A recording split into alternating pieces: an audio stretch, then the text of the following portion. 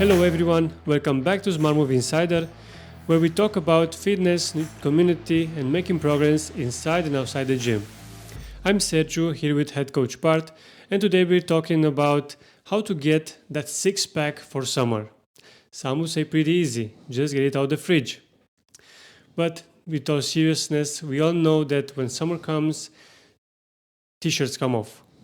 So in order to feel good at the pool, if you're like most of the people, you would like to look shredded, ripped, and try to lose some of those winter gains, let's say. The gains. Exactly. On the love handles.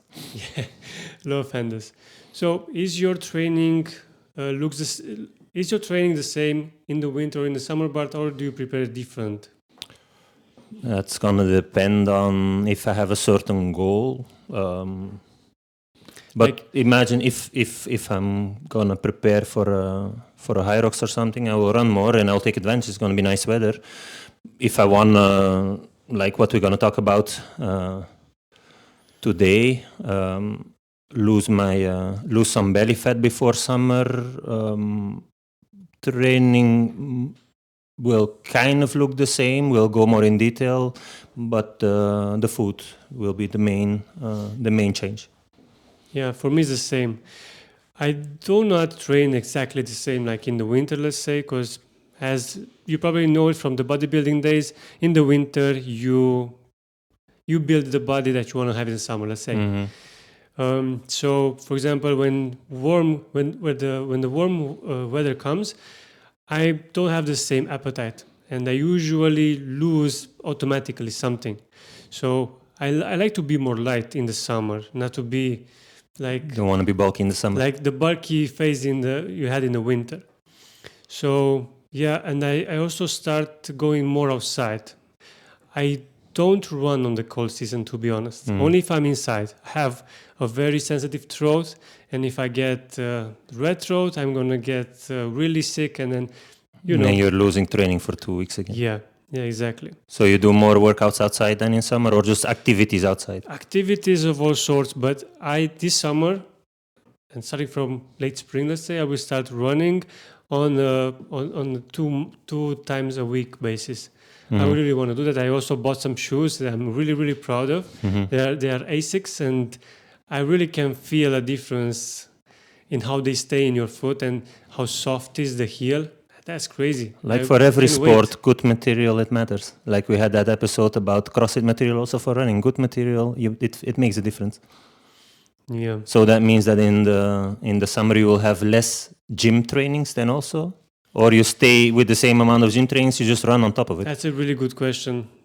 Probably I'm going to change the volume I'm getting. At least one training down? I started from last year. Yeah. I'm training less volume, and I'm going to go maybe 3 times a week doing group classes, and I'm going to go general fitness, but in the rest, I would just focus on stuff that it also brings me some fun, because I have the office at the gym.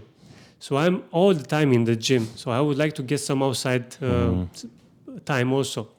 And that's going to be from running. And it's going to be from a lot of walks. I like walking with a friend or even alone. I go for long walks. For example, I even go from Iris to that Grigorescu gas station and then come back. How long does that take you? Close to 2 hours and something. Yeah, that's a long walk. How many kilometers is that? Did you track that or not?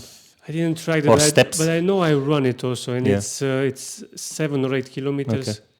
Nice. Somewhere in that range. Because, of course, if I run, I'm also going where I would like to walk. Because I tried once to go for a run in the Boulevard de Munci direction. That's really nasty. With all those cars and industrial environment, and it's not a pleasant walk or run. And my throat was hurting from the gas. From the exhaust gases pipes, from the exhaust pipes. But there on Boulevard Munci, there on the left, there is a part for walking. I don't know if you went there. I never went. I just saw it. Behind the houses, you should go up. Saw it. There it's nice to walk. You can drive there with your car, put it, and then you can walk X amount of kilometers. This is what I was thinking. I cannot run till that to run again. I need to go with a car, park it, and then just run over there. Has a parking. I went there to walk with Kira once. It's nice. Yeah, it's a nice view. I also been once, but it was so cold when I was there. Yeah, it was last winter. Okay, so let's go more in depth about how to prepare for summer. How to get abs by summer. Yes. So in a couple of months will be summer. The good weather starts, and like you said, gonna be swim pool weather. And we wanna look our best where to start. And as a side note, we also have the pool WOD that we do yearly. Yeah. Get ready for the pool WOD. You have X amount of days to get your abs out. Exactly. I think depends again, like always, everything depends. I think it starts with from person to person to see a little bit how much muscle mass do you have and how much body fat do you have. So it depends from that point. For example, if I'm having too little muscle mass, but I have a certain amount of body fat,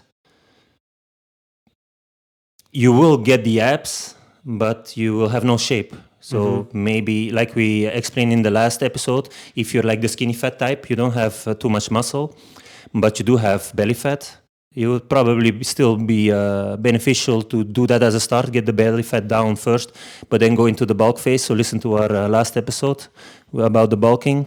So just to make sure I got you right. So if you want to get something off you, you need to have also some base under it. Yeah, right? yeah. You're not talking about the BMI. No. I'm talking about body fat. Okay. So the point I'm willing to make is that it has no point in being low body fat and super skinny, because it's the muscle that shapes your body. So for the look that most people want, you're gonna need a certain amount of muscle mass. So from person to person, to be able to advise them, I would have to assess how much muscle mass does this person have. But if you have a certain amount of muscle mass, and let's say you're 20% body fat, let's talk about the regular guy who also has some years of doing CrossFit. But it's really, let's say, early spring, and you want to get those love handles off. So I would say you will see abs around 15% body fat for most people. Maybe some people show it at 17, some at 13, but let's say on average 15%. So then the first thing will be to see a little bit where are you? Are you at 20 or are you at 30%? Because as I will explain is, I would go for a slow and steady tempo in losing body fat. So if I'm at 30, to do that in 3 months, it's not going to be slow and steady.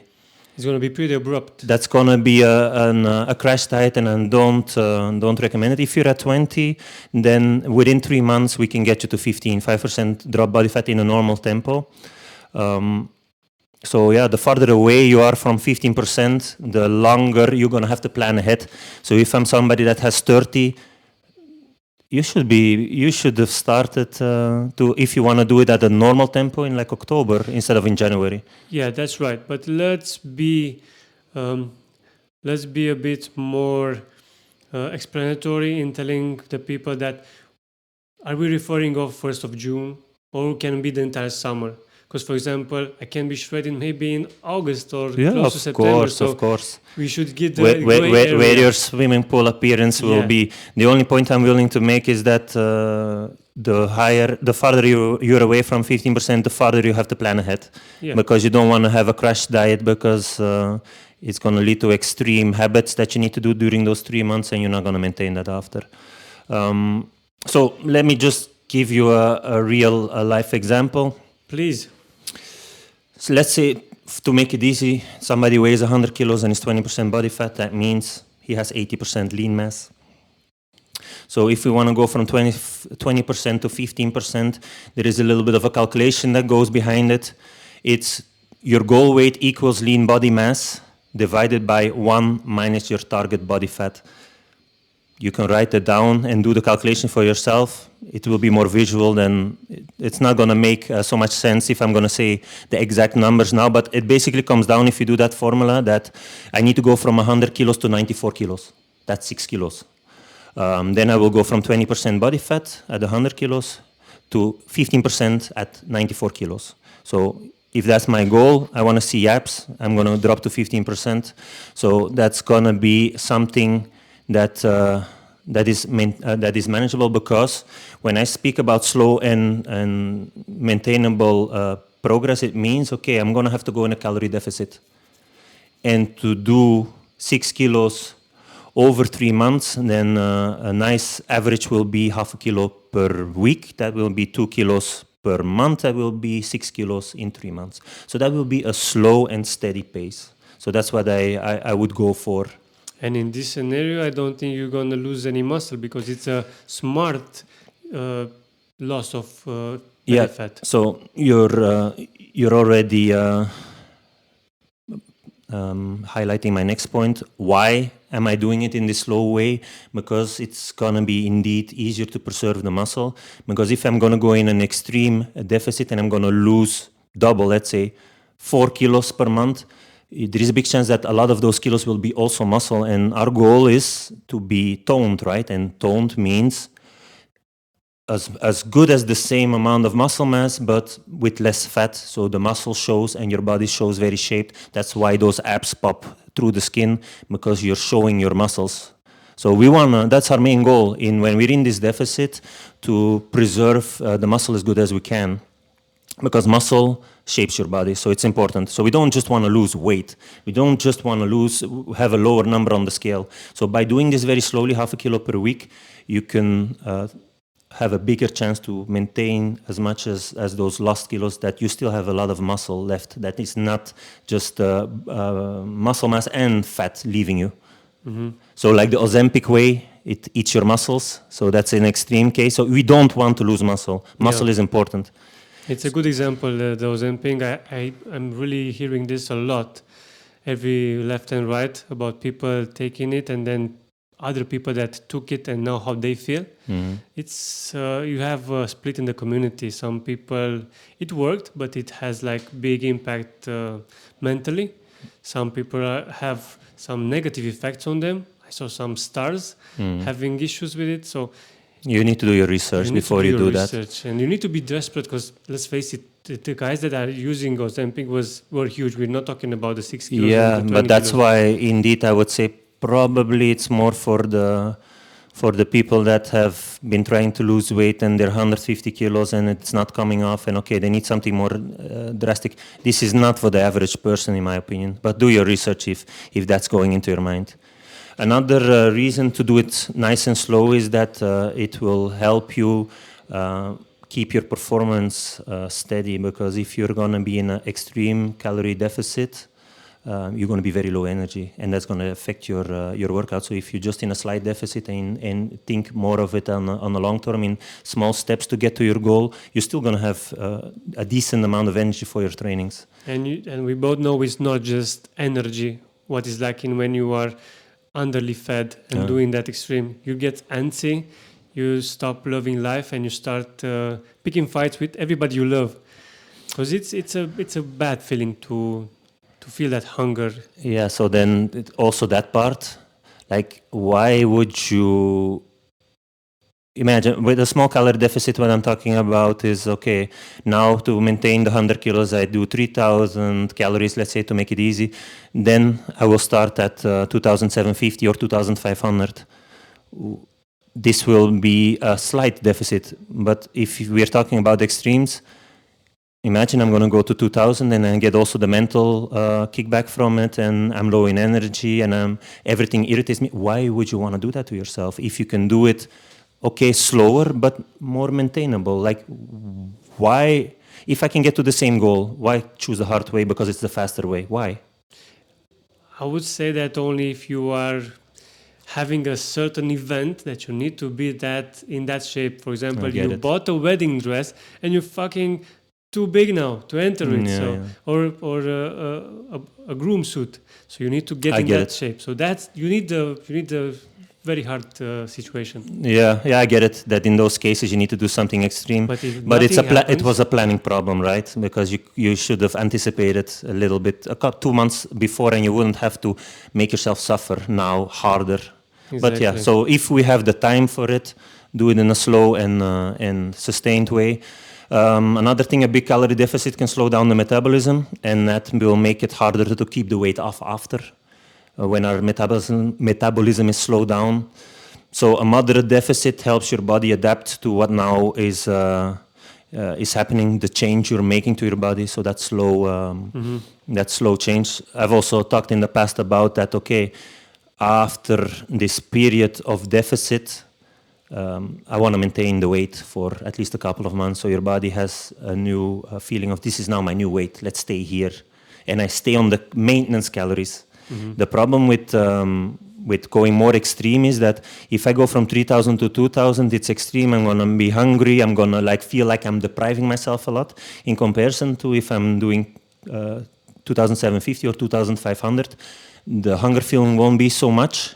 I won't feel like it's so hard, and then it will be easier to then go into maintenance calories and just stay there. In comparison to if I've been starving myself for months, I'm like counting down the days when this is gonna end. But that's not supposed to be the point, because if you then all of a sudden go back to, okay, now 1,000 calories more, you're gonna just gain all the weight back. That's not what we want. Exactly what I was about to say. What do you think it will happen when you're gonna get to the normal way of eating? You're gonna bounce back very fast. So all that effort and all that sacrifice was for nothing, was for something that will pop back like that. Yeah, it's the rebound effect that I talk about. Yes. So I think you need to ask yourself, with whatever change you make in your nutrition, is, can I do this way of eating long term?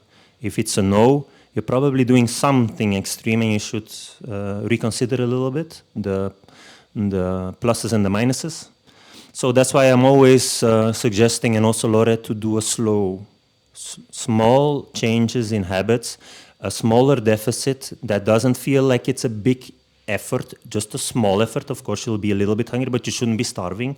And then it's gonna help the body adapt and slowly get used to the weight loss. You will get used to the amount of food you're eating, because it's not such a big difference from before. What do you think? Does it have a beneficial side of it to the health part? Like, for example, it has fasting, like to go back a bit in weight, to be a bit more lighter, to be a bit more toned. Do you think it has an impact on the overall health? Yeah, I think generally being at a healthy body fat, it's already benefit to your health, no? But I don't know, you've done fasting more than I did. I bet it also does good for your body and your mental being, not to rely constantly on I have to eat. Yeah, it is. It is a mental ease. Yeah.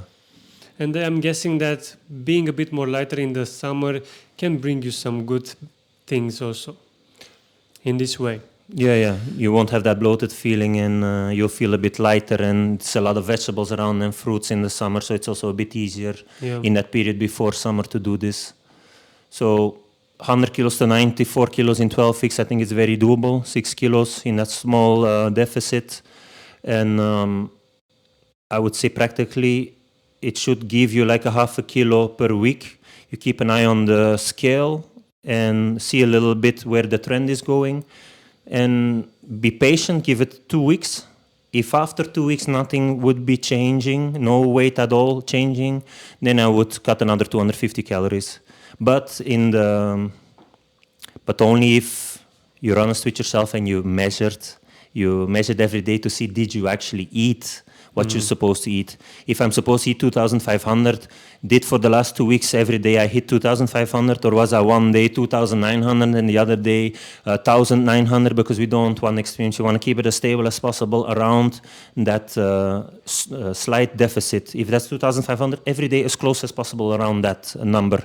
And then give it a week or two to see if things move. If it doesn't move, make a small adjustment. Okay, so let me challenge you a bit, because I know you're a numbers guy. So let's make it easier a bit for our people that are listening. I'm not counting my macros. I'm not counting my calories.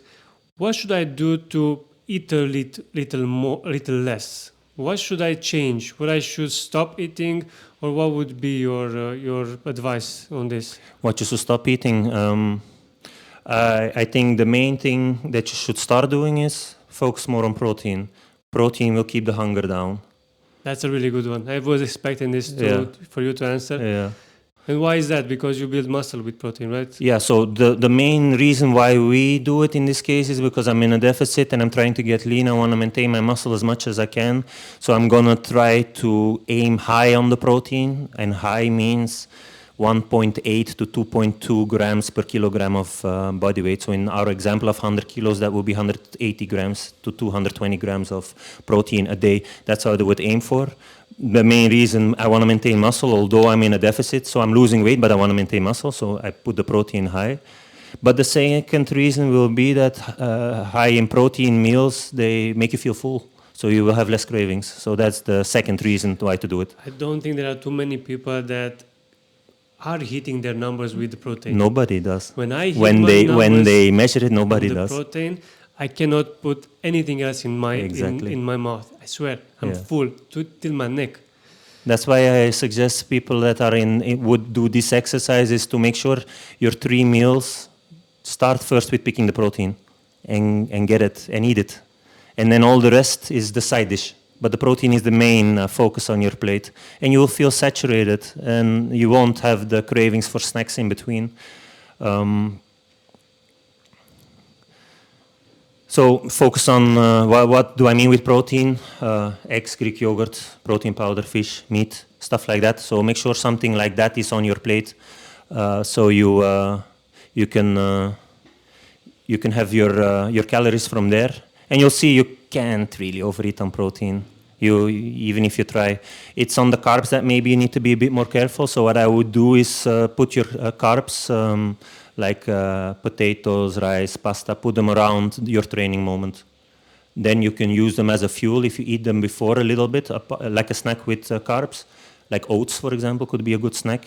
Oats with some banana before you train gives you energy. Afterwards, maybe you'll have the lean. You have chicken with rice or potato. It will help you also with the recovery, those carbs. But don't put them in the morning, far away from your training. It's not so useful. You don't need it then. And what if you eat it after the training?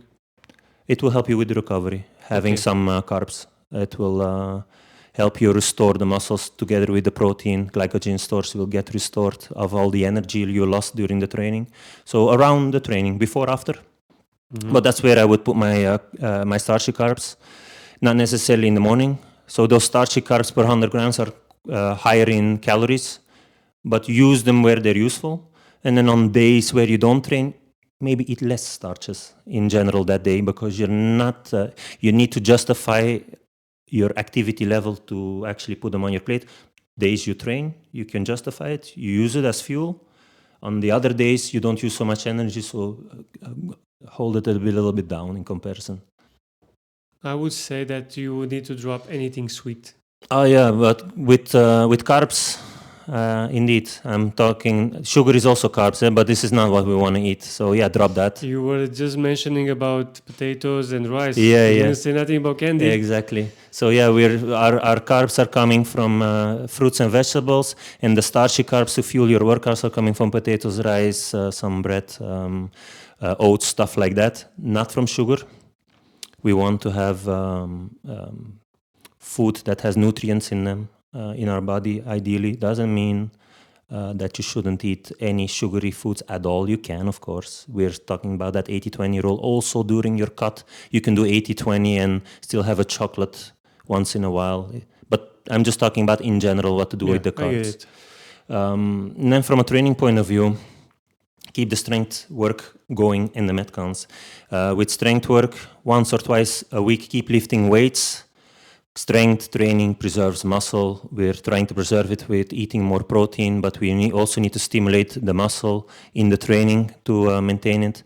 Compound movements like you see in our class programming, squatting, deadlifting, bench pressing, strict pressing, the Olympic lifts, stuff like that. Like so, the movements that work the big muscles, so you get most bang of your buck when you do strength training. The good thing for you is that in CrossFit we already do that standard. So go to that Wednesday heavy day, maybe do weightlifting class with Vlad Tuesday, Thursday, once or twice a week. Make sure you get that in those months of calorie deficit that you're trying to lean out. So but you will still get it in the Metcons as well, of course. So are you telling me that I should lift more and do more strength not do more cardio if I want to get my abs popping out? Yeah, you should have a combination of both. Most people, they're only going for the cardio. Yes, this is what I was Yeah, but you don't imagine how a long distance runner looks like. This is not the look you're going for, right? You want to maintain muscle, so you're going to have to lift some weights in this period. Yeah, so it's not the popular approach.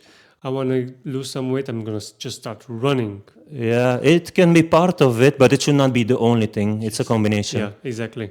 So yeah, keep 2 times pure strength training. Keep doing the metcons 3 to 4 times a week. Also there, as you know, we're using weights in our metcons a lot of times as well. So this will also help with maintaining the muscle, but also will get your burning up because we're doing high heart rate. So we're sweating in our metcons, as you all guys know. But, and maybe most people are now going to be shocked when I say this, avoid the long metcons. But why? High intensity can lead to burnout and you're on a calorie deficit. So to train long periods, hard cardio with less fuel than maybe is optimal can lead to burnout and overtraining. So that's why in this period, when you doing the metcons, I would skip the long team workouts. I would skip the endurance class. I would focus on 3 to 4 times a week to the 15-minute metcons. High intensity, but without the risk of burning out and without the risk of doing too much volume. What do you mean by burning out? Overtraining. You're driving your car and you're on low benzina. And what's happening when you're overtraining? Breakdown. Breakdown, exactly. Breakdown. Also, so in order not to get injured, breakdown, muscle. You're not maintaining muscle because you're doing too much. You're going counter in what you're trying to achieve, like calorie deficit, burn body fat, maintain muscle. So these very long, high intensity workouts is not helping potentially. I don't say that everybody will burn out, but you have a risk, so why take the risk? So for those 3 months, just the workouts that we do, 80% of the time our workouts are around 15 minutes. So stick to the things we do all the time. Just skip the long ones for a change for a couple of months. Listen to your body. Be aware of fatigue. If your strength and your lifts are dropping down, maybe lower the intensity in your metcons slightly. Like adjust it a little bit. Your body is telling you something. And maybe extra homework, because we were talking about the running. You can do running. Maybe once or twice, 30 to 45 minutes zone 2. Running or cycling. It's low intensity.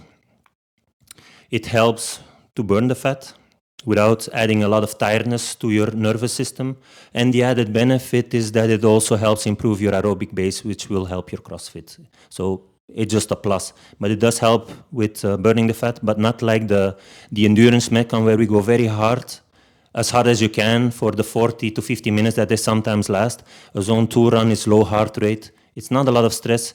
It's 30, 45 minutes. You're still going to get a good sweat on, but without stressing your body like hard. It's like something that you can use as a recovery training, but it's still a training. So it still helps you with your burning fat goal. That's golden. I think this last part was pretty good. So it all ties up together now. Yeah, so that's about it. So if you guys have any questions, anything that wasn't clear, or you need more specific for your personal body type or personal situation, or you want us to have a small talk about how I would spread this out according to the body fat you have, or you need more explanation on what training should I pick if it's not clear, because on Friday we post the trainings. If you want us to tell you, go to that and that training, or avoid this and this one. If it wasn't clear of what I just explained, just shout out and we'll help you out. Just reach out. Yeah, reach out. I'm really happy that we did this episode. To be honest, I want to get ready for summer. So I'm going to use all this, and I'm going It's good because you're going to go running twice a week, so exactly. It's going to help. And I'm going to start doing crunches. After all this talk, I'm going to do crunches, and I'm hoping for the best. Cristiano Ronaldo, 1,000 crunches a day. This is the way to get there. Or Bruce Lee also. Yeah, it's just, we're joking, guys. Doing abs doesn't give you abs. Lowering the body fat will show your abs. So doing 100%. Abs will train the muscle that's there, but then to show the muscle, you're gonna have to lose the body fat. Exactly. All right. This is a good spot to end it, to wrap this up. As always, if you have any questions, DM us or write us on email. Thanks for listening, and we'll see you in the gym.